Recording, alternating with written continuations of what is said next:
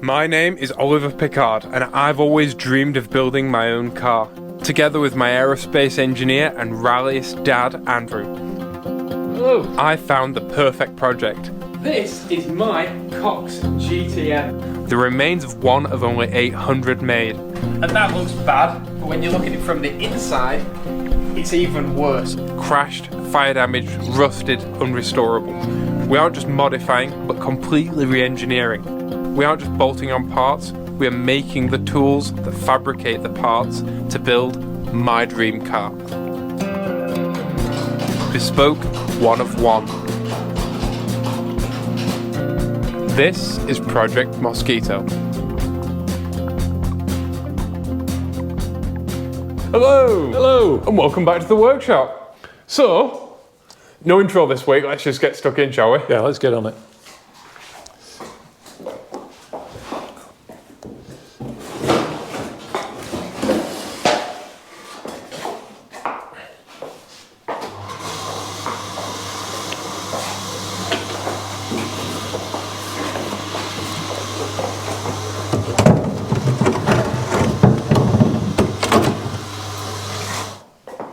You might have noticed we've swapped out dining room tables. We're actually given this one free. Someone had turned it upside down and mixed cement on it underneath. And someone's like, do you want this table? So we picked it up and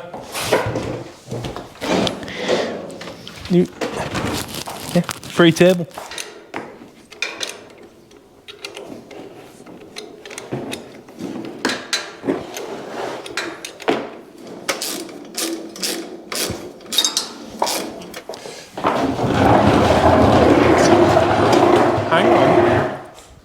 Alright.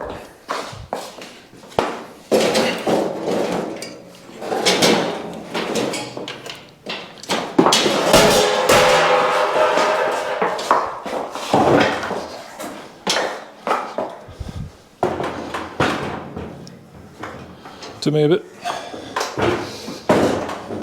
So. Hang on, let me rotate my caster.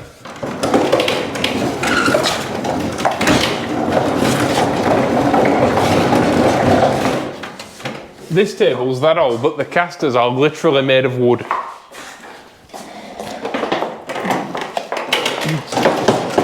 Oh, hang on, let me rotate my caster again.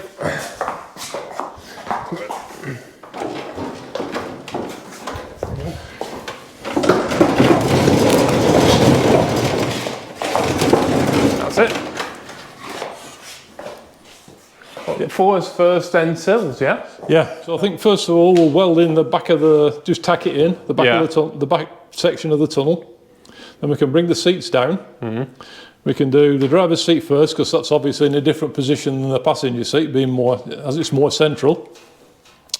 Yeah, make the seat mounting points and we can bead roll all the floor and get this section of the floor in. Then we'll do that side and then we'll do the fronts separately. Okay. Not that that's ambitious. It no longer fits, so I think our first job is giving it a bit of a trim. Yeah. I'll tell you what we'll do, we'll go across there. Okay. And there. And then we've still got loads to weld to. We can weld all the way all the way up there and then down these sides and then down. Yeah.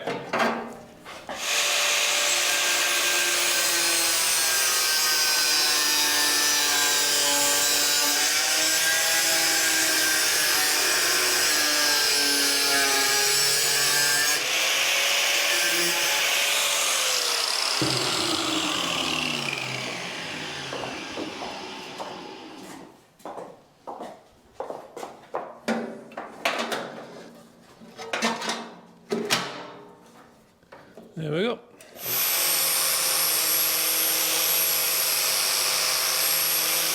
And then we have this piece which we made earlier, which will go right in there.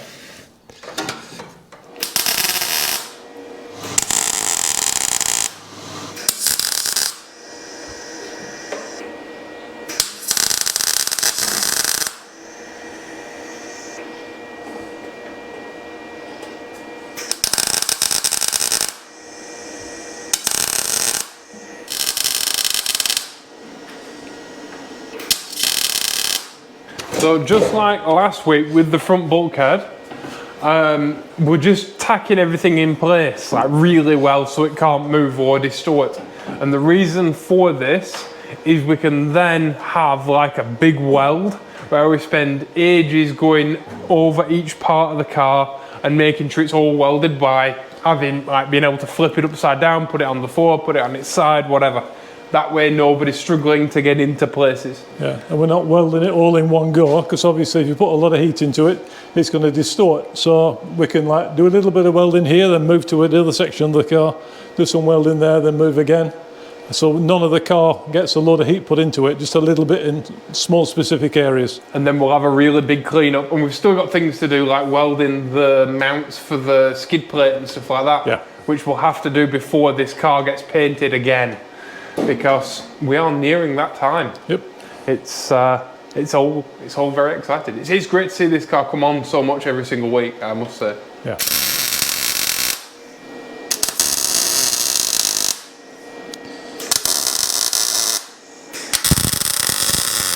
So do you want to put that inner seat bracket back on? Yes. It's somewhere in it. I've seen it somewhere. Behind you. It's behind you. Do you need this bin on? Yeah, yeah. Or can you line it up with the tacks? Ow.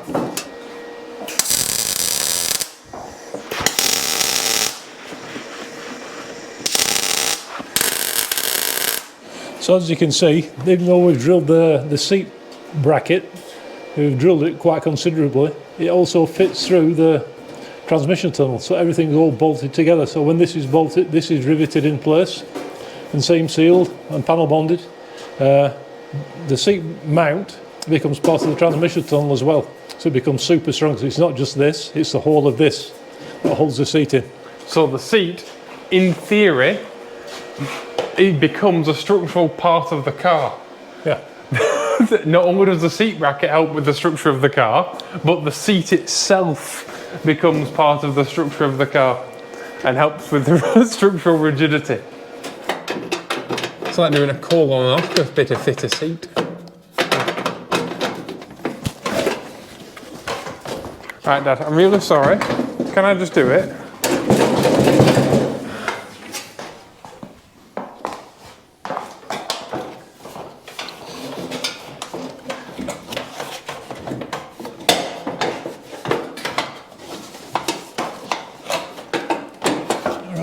That's it. There. Right, nut. What do you mean you've got it? I think I put both through.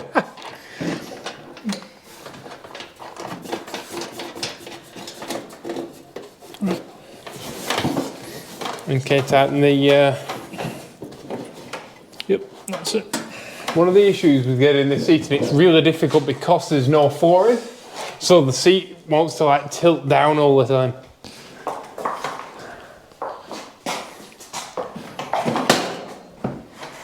You're really unusual for someone with OCD because you love things that are asymmetrical. I haven't got OCD. Dad has OCD. No, I don't. You have OCD. Nope. What do you do when you have a packet of M&Ms? Eat them. What do you do before you eat them? Nothing.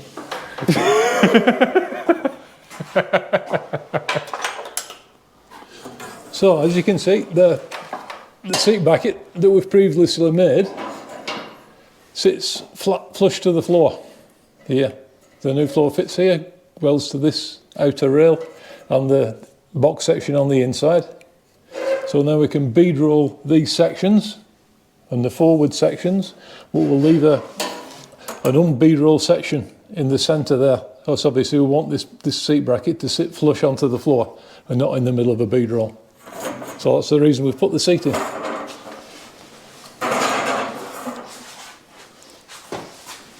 What's the seat? What's the floor going to be? 1 mil? Yeah, we'll have to do. Well, that's 1 mil, isn't it? Yeah, we do.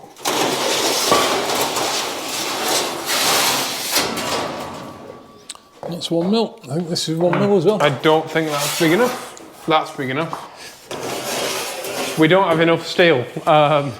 These sheets are the same sheets that we made this bulkhead out of and the sills, yeah? Yeah. We haven't actually used that much 1mm steel in this entire car yet, so we didn't even think about it.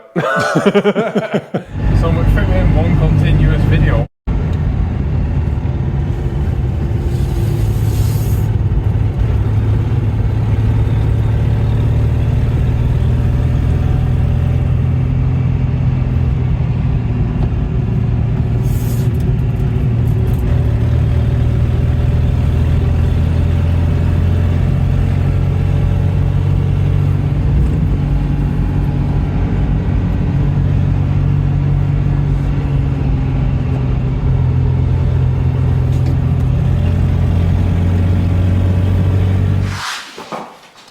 I have bought steel.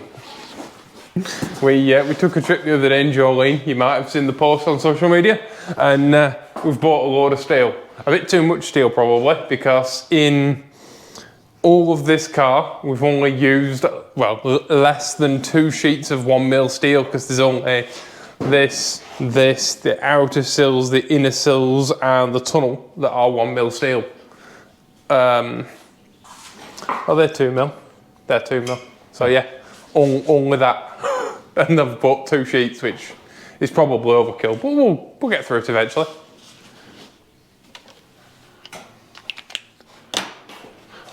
So that basically is the seat pad.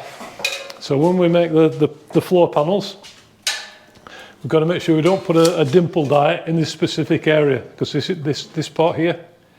So we don't want a bead roll in this area, because we need a flat piece of floor where we can mount the seat to. So if we take the seat out now, we can make a floor. Yep. Aha. Because we won't have a swage line, not like a normal car. No, a pinch weld. A pinch weld. The pinch weld won't be here. No. Because it'll come along and then it'll be flat. Yeah. And super smooth all the way around. So you won't have that. Nope. That bit. Because the jacking point's on here. Yeah, that bit that goes rusty on a normal car. Yeah. And gets all mashed up by jacks. Yeah. MX-5 owners. Every single Mazda Unos in the world, they've got 2 channels that run under the thing. They're like, it's like a flat box section, and they get destroyed by grinding out, and then the pinch welds just get obliterated by people jacking them up round. Yep. And they sell a special like hockey puck with a slice cut out for your pinch weld. Right, so if we get the tunnel off, the bread box off, put one of these mats down, we can flip it upside down. Yeah, make it easy to work on. Yep. Oh, I'll take this out as well.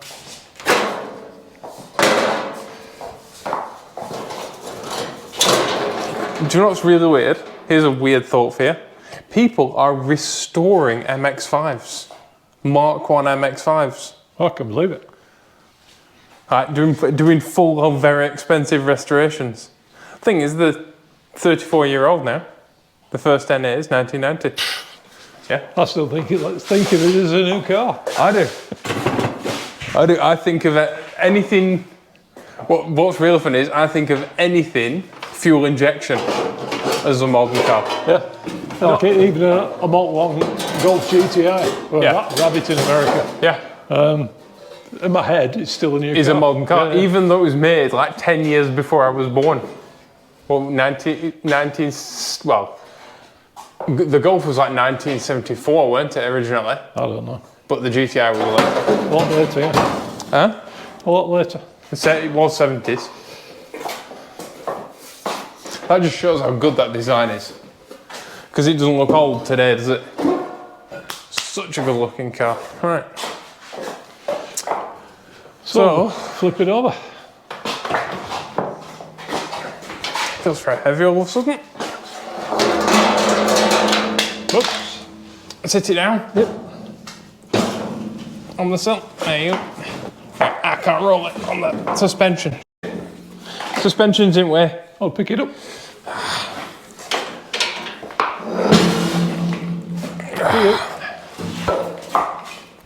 You're making it look heavy. not on right. Don't hold right. The tube.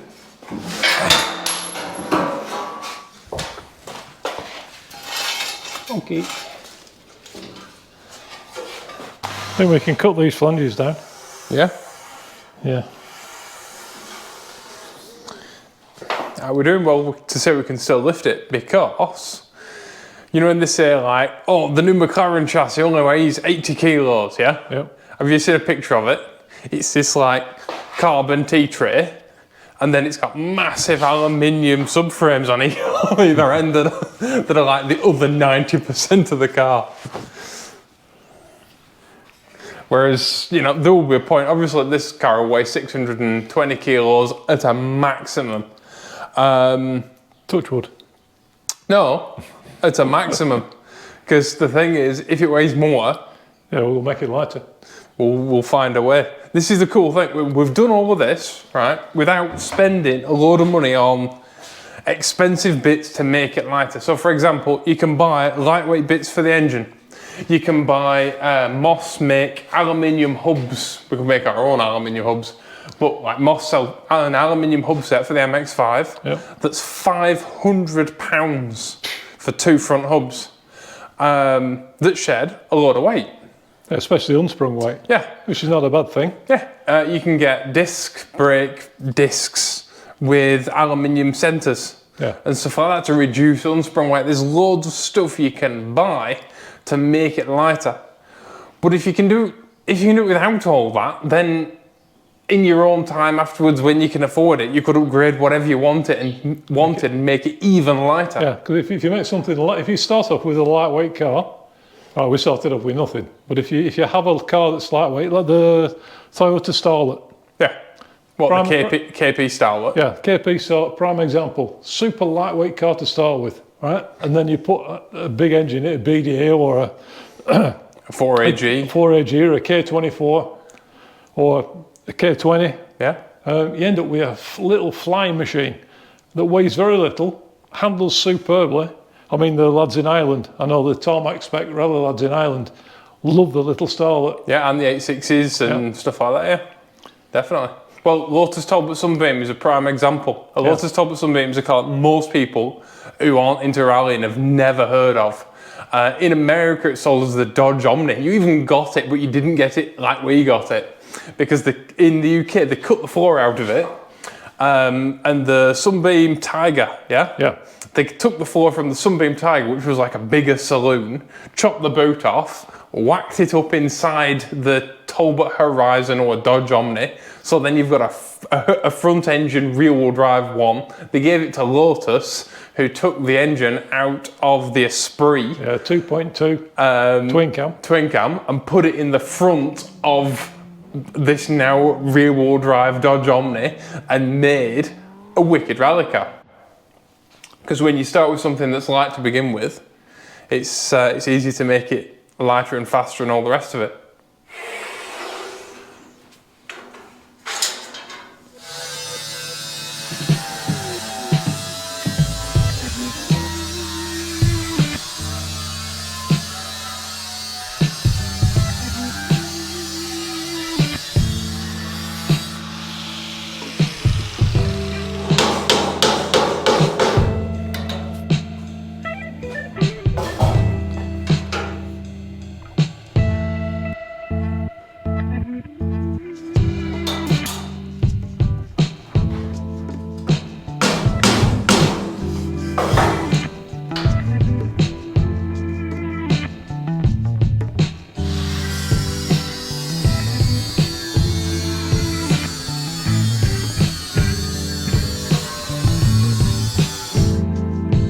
Make a panel that fits from here onto this edge.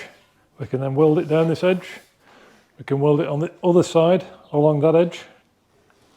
And makes that super strong. Then when we put the sill on, the sill comes down over the top. We can Plug weld it along this point here to the cage, and then the cage then links to the floor, and we can weld it along there as well.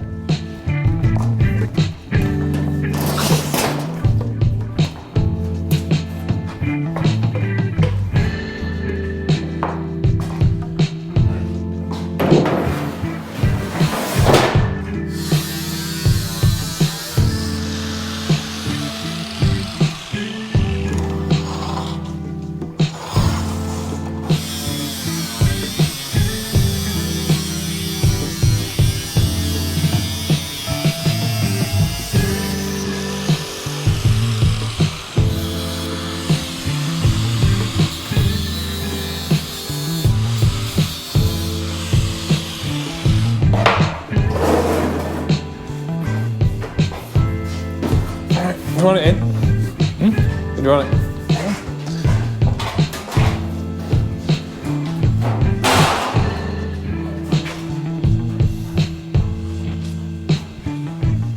Obviously we left this side a little bit longer to weld to this flange. But when we do the bead rolls, it'll shrink. If we're putting the bead rolls this way, it'll make the floor shrink this way. So everything should be fine then.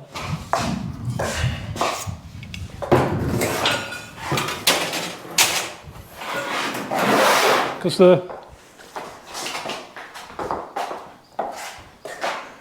we move everything this way slightly, it's slightly bigger this side than it is that side.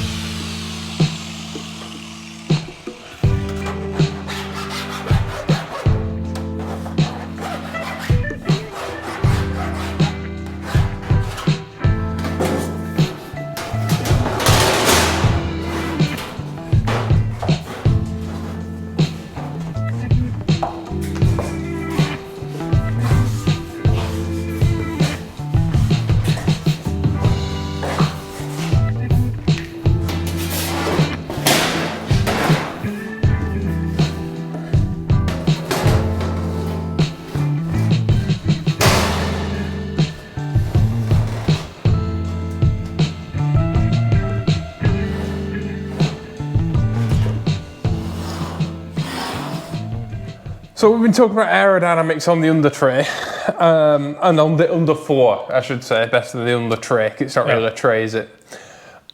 But we're not really at a ride height where we can take advantage of that kind of downforce from an under tray. No, because we've got maybe, what, 5 inch of ground clearance? Yeah, 120 mil, yeah? Yeah, 125 mil. Yeah.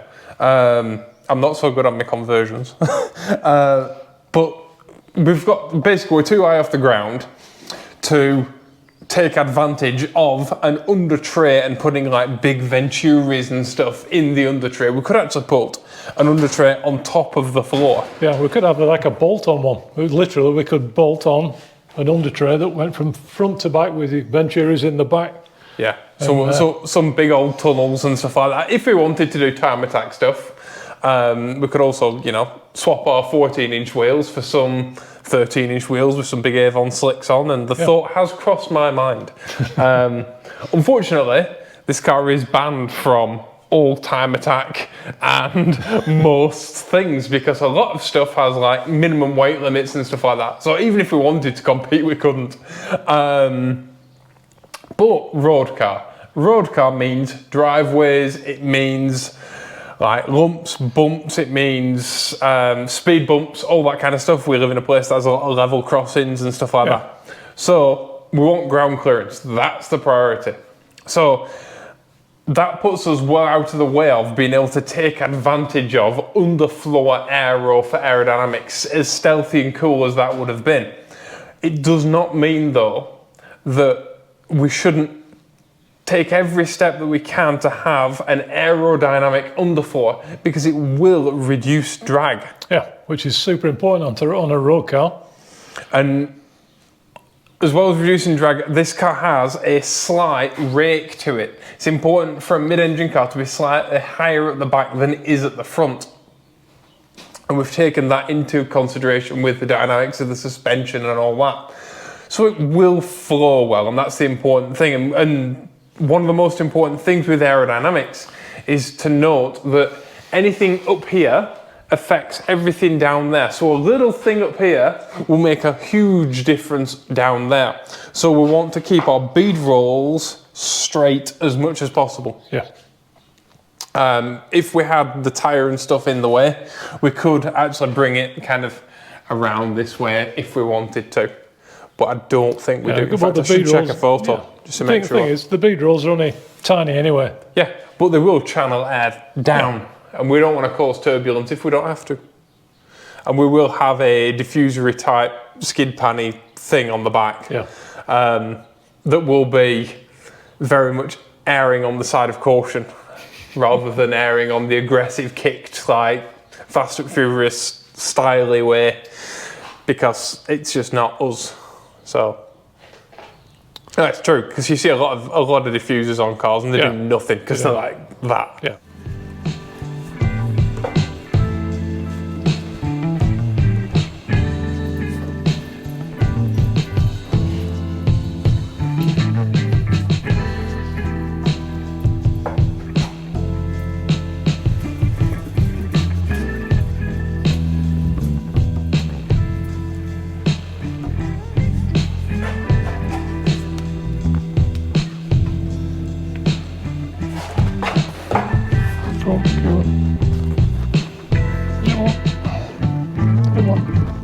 That's it.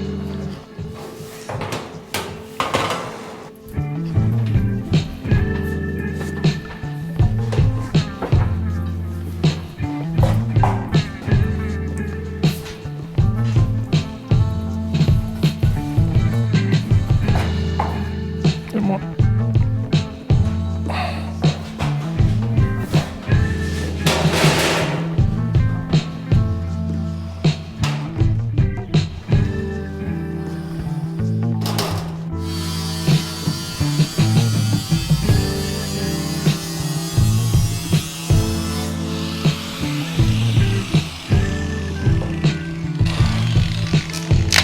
Oh, come on, could you not get a bit more life out of that disc? Oh, I think that's that.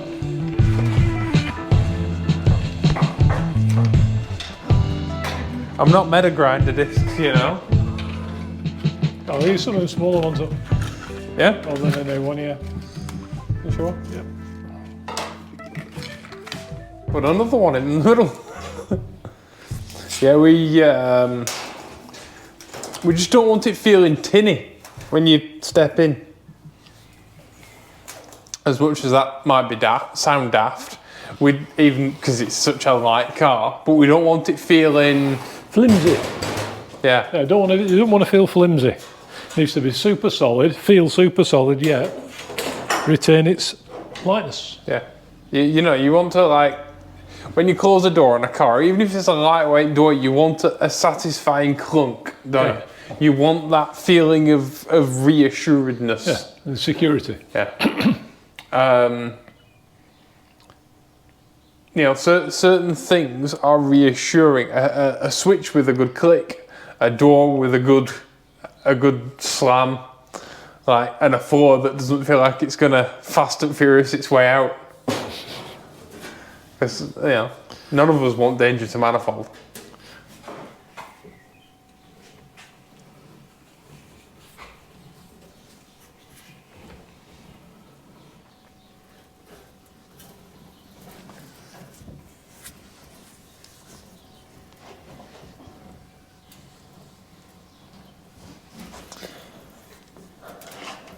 Yeah, that's it.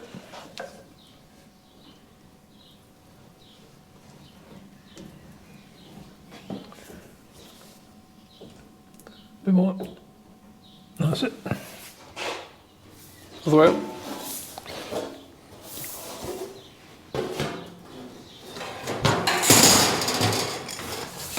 Yeah, that's it for definite. Right, I think what we should do is clean this one up, take it in place. Right.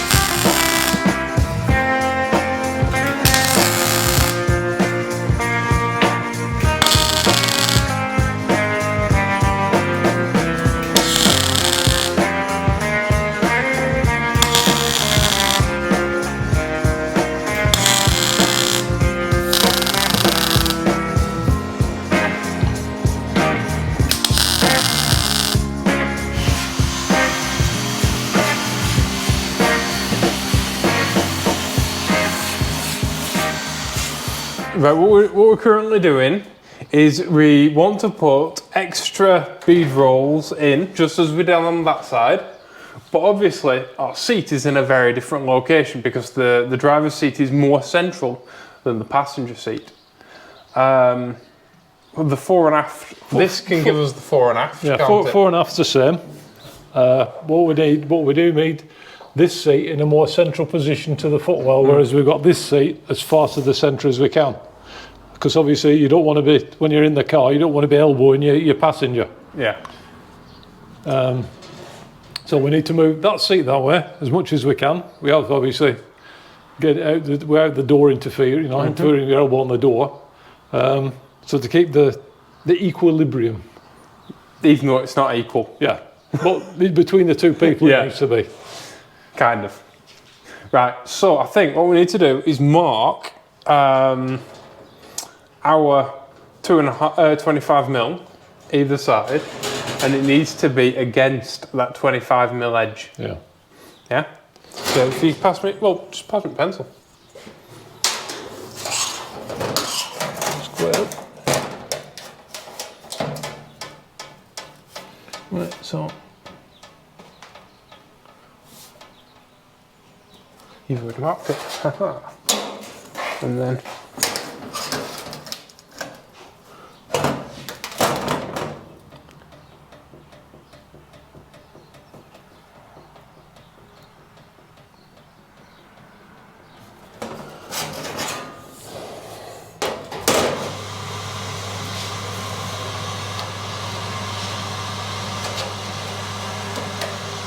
right, we good? Yep. Hold me there.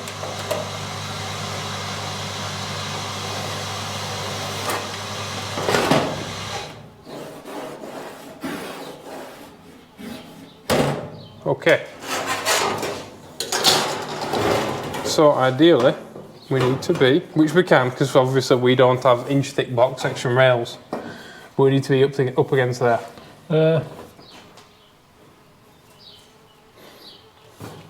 No, we need to be further away. Why? Because we need to give more space. Because the seat's gone that way. We need to make more space between here. There's more than enough elbow room, There's more than enough elbow room with the tunnel. And not only that, we have to be cautious of the outside bar on the roll cage and people's proximity to it. Because remember that this is your outside of your head, this is actually your seat. So it's got 10mm anyway. Yeah. So it's got 25mm on it. Yeah, so technically it would be like, if it was up against it, it would be like that, which is how I actually think it should be. But we can go at 5mm. Oh, leave it at that. Yeah. No. Because you've got nothing there then. What do you mean nothing there? What to bolt to? Yeah. Well, the seat bracket can fold in, and we can bolt the seat bracket to the seat before we put it in. But yeah, we can space it this way 5mm, can't we? Yeah. It's more for the bead rolls than anything now. Oh, I know. So we can put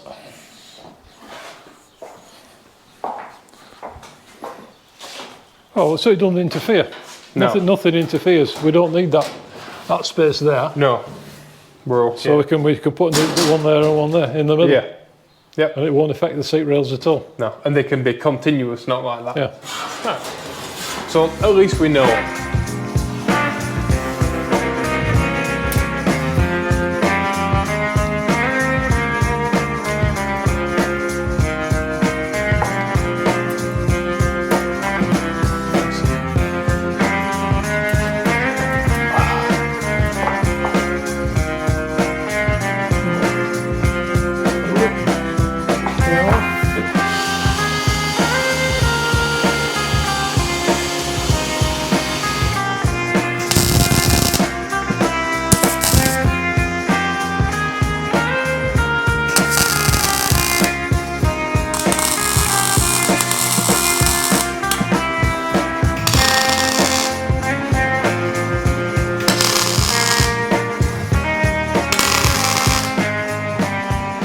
Oh, we're flipping it up back over onto its table.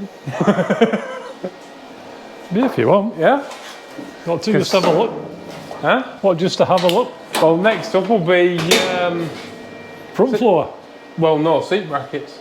No, front floor first. Are we not? Oh, we're doing front floor Yeah, and then yeah. seat brackets. Yeah, seat brackets after. You talked about doing seat brackets in this video though. At the beginning of the video you were like, we're going to do seat brackets. I thought we were going to put front floor. You want to do front floor? Oh, it wouldn't be one of our videos if it didn't change completely what we were doing halfway through, so why not? But what I was going to say before is we are dangerously close to being able to sit in the car and make brumming noises. Yeah. Yeah, we are very close to first brum. There's a YouTube thumbnail you don't see very often. In fact, I can remember when you, in one of the first or second video, you were stood inside the roll cage and you picked it up and you said, "Oh, it's almost a car, I can see it." Yeah. So Yeah, it's always looked like it's so in my now head. 70 episodes later. Yeah. Well, we've got seat brackets for driver already. No, we've got rear seat brackets for driver. But we've got to do seat brackets for Passenger, and rear, and both fronts. Yeah, so that's a big job. Excuse me. So it's the front floor. Yeah, but if we can get say we've got floors in, floors are in. Yeah, that's true. Yeah, safe to say, I'm floored. We've floored it. Yeah.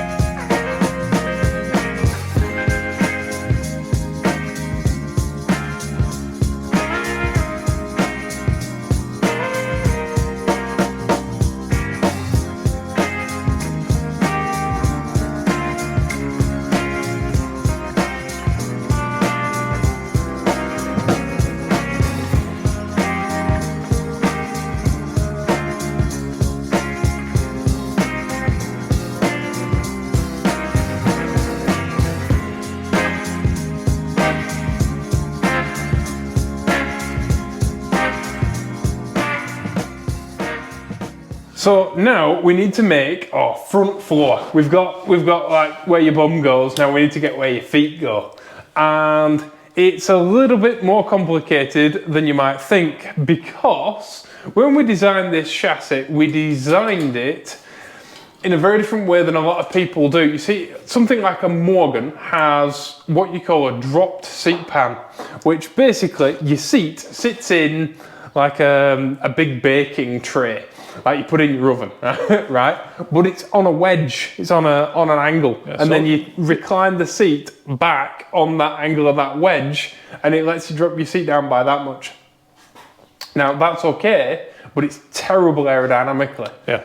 So what we did is we reduced the angle of the seat pan by making it the length of our entire underfloor. So our underfloor is, because a mid-engine car sits at a bit of a rake, not much of a rake, but a bit of a rake. So this effectively sits along that rake, so it's actually slightly flatter than it looks. Yeah. Or it looks flatter than it is. Yeah, and because our front rails actually go, the car's upside down, so they go down, but in reality, the front rails, this is this section, these front rails go uphill. So because they go uphill, it allows us to put a flat floor in, along here, and then down. So literally gives us more, from this side, it gives us more room from this point to the top of the bulkhead.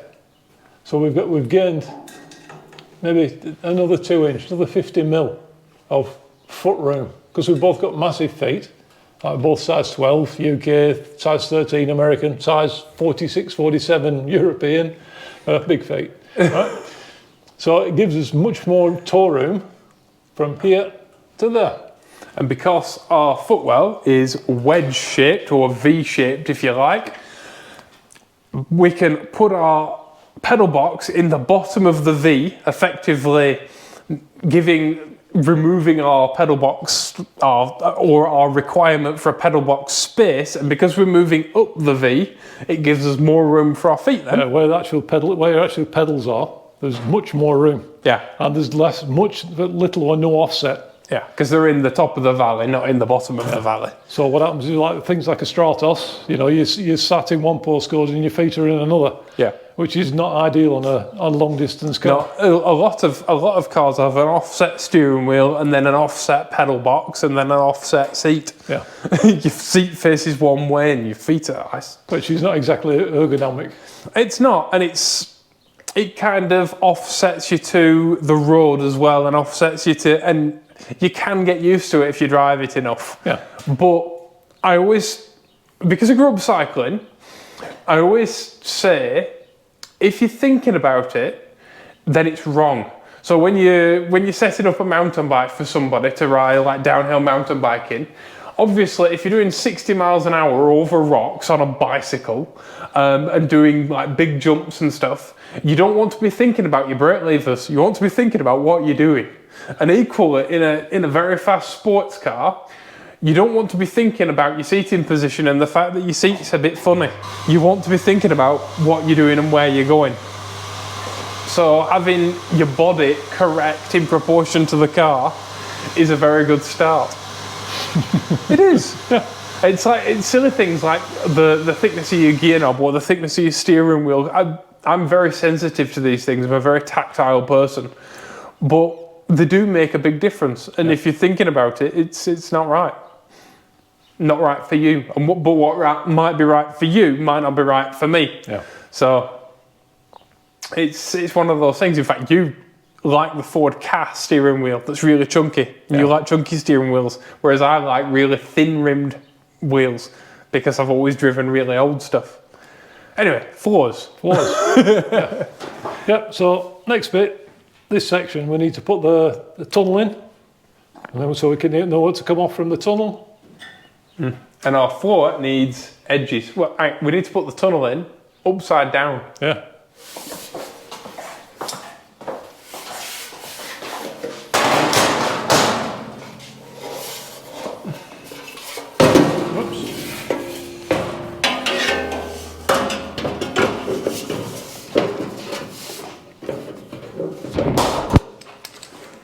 You got it there?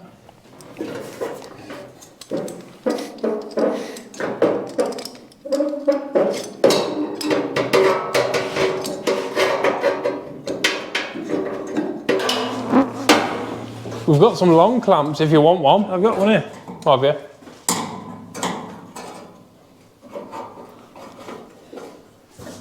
Okay, that's got it.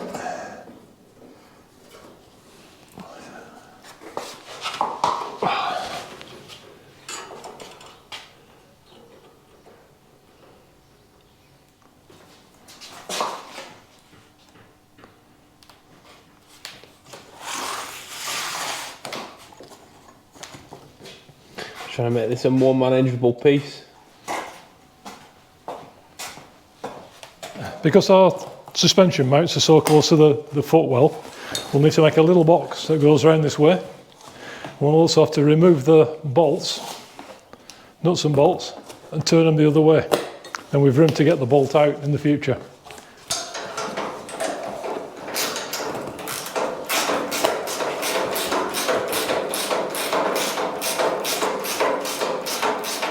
The front mounts are slightly wider than the rear mounts, but the bolts are the same length. So if you look at this one,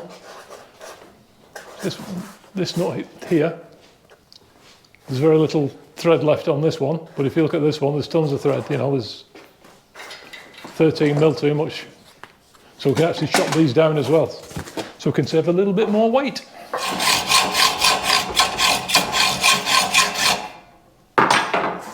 I know that this marginal gains thinking is a bit alien to a lot of people, but actually when you take every little bit of extra bolt off along an entire or over an entire car, this will probably save as much weight as something like a carbon fibre bonnet would on a normal production car. Yeah, and not only that, because the bolt is now shorter, and it's been turned around the other way, it's less invasive into the footwell.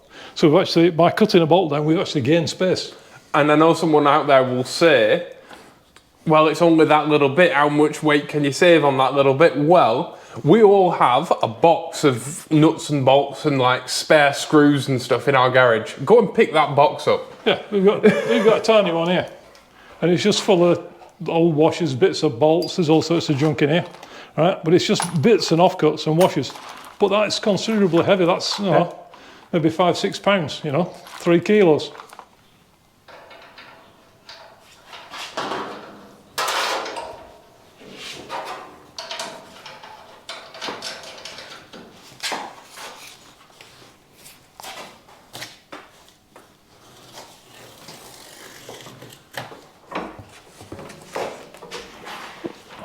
Ta-da.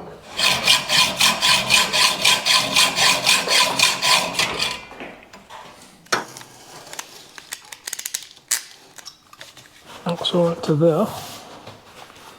There and there. I hoped that we'd be able to make it out of a single sheet of steel, all 3 pieces, but we're that much too short. So they are 50 centimetres. Yes, it'll just do. And I mean, just when I went to the steel place, the lad who cuts the steel, I said to him, "We just like chop it in half," and he accidentally cut it lengthways.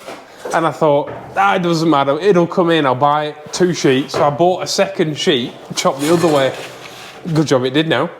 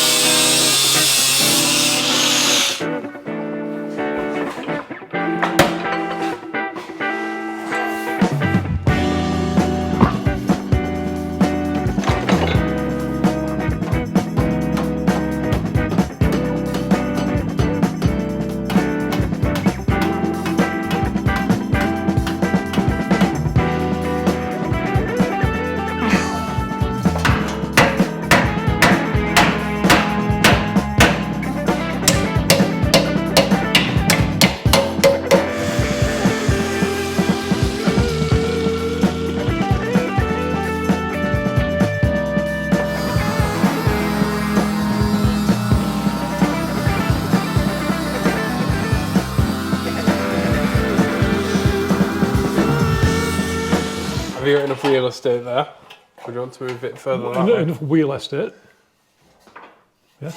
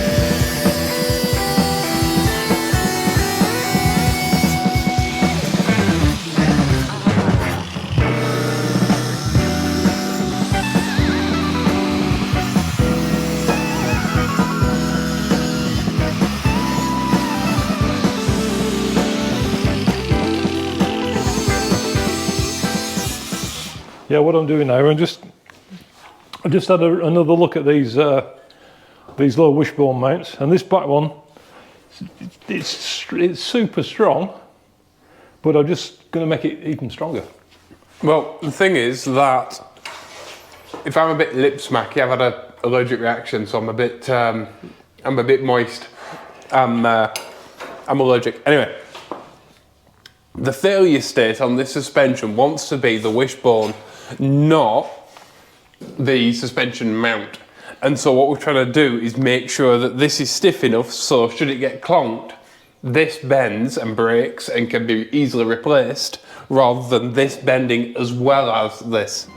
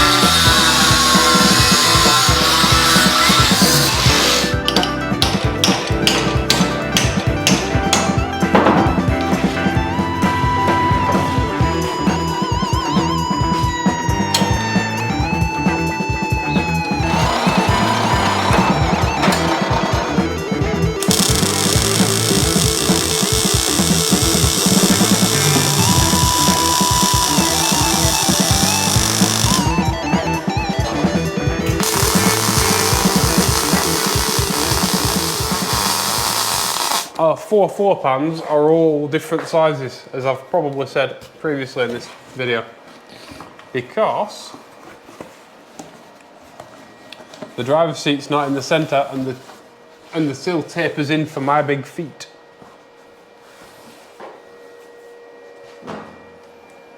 And that looks alright, but remember that this then has a flange on the end.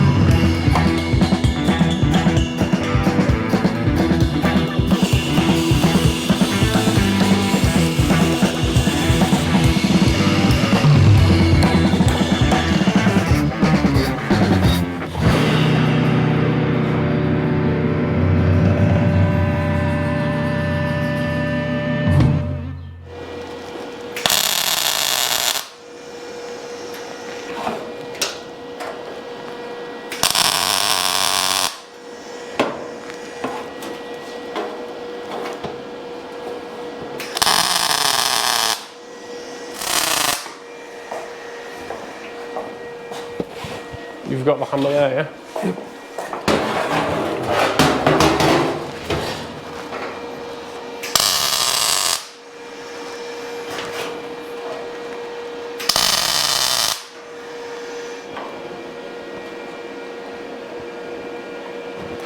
Spot on.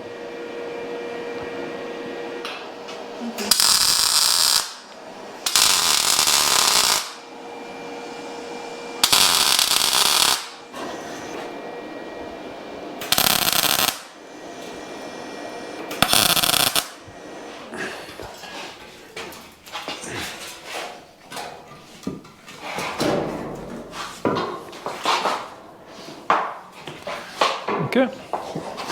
Not really, I'm not there yet. Ready? Yep.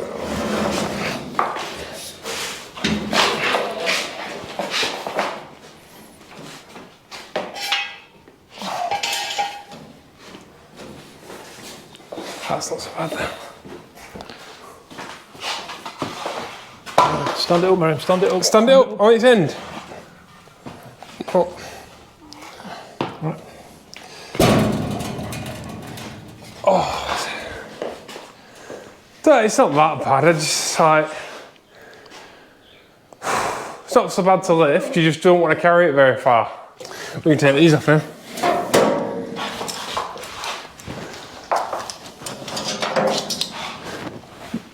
You can be in the shop, just not bent over in front of it. Run away into the corner. You can come and have a look, just not bent over like Dad is now. Just don't do what Dad's doing.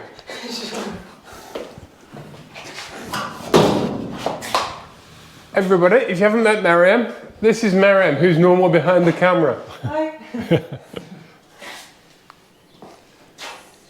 You're not wearing an iPhone, you have to wave. Yeah. We've done all this, and then when there's a seat in it, floor mats and a pedal box with a footplate, you'll never see it ever again. We'll have to make the footplate so it has little bead rolls in it, I think. Yeah, so we've still quite a bit of work to do, haven't we? just to get everything buttoned in. Dad, just accept the win. This might have looked like it was relatively simple, but as with every week, we bit off well and truly as much as we could chew. But I'm very, very happy with it. It's excellent. It's starting to look like a car. It is. It is starting to look like a car. I can't sit in it because it's not properly welded in. It's breaking my heart. I can't wait. I've waited and waited and waited to sit in the seat and make bromine noises for a long time. We finished welding in the floor and then we just kind of stared at it for a while. In fact, we stared at it for so long that we forgot to film an outro or any kind of Q&A thing or anything. If you would like to support us and you want to actively help be a member of this community and build this car, all you need to do is like, comment and subscribe. I know it's a cliche thing, but it really does help. Sharing these videos with friends is one of the best ways to help us build this community and help us get to 20,000 subscribers, because that'd be awesome. And yeah, if you'd like to watch more of these videos, if this video wasn't enough for you, then there's a playlist at the end of this video with every single, we're on episode 73 this. Is it? Yeah. I'm getting old building this car. Actually, I have to say, the other day I was looking at, I went back and I watched videos that are popular with our viewers to try and understand what you all enjoy, because your comments really help, but also watching videos that are really popular with, and I couldn't believe how young I look in that first episode. It also doesn't help that we were filming in 1080p and we had a much older camera then.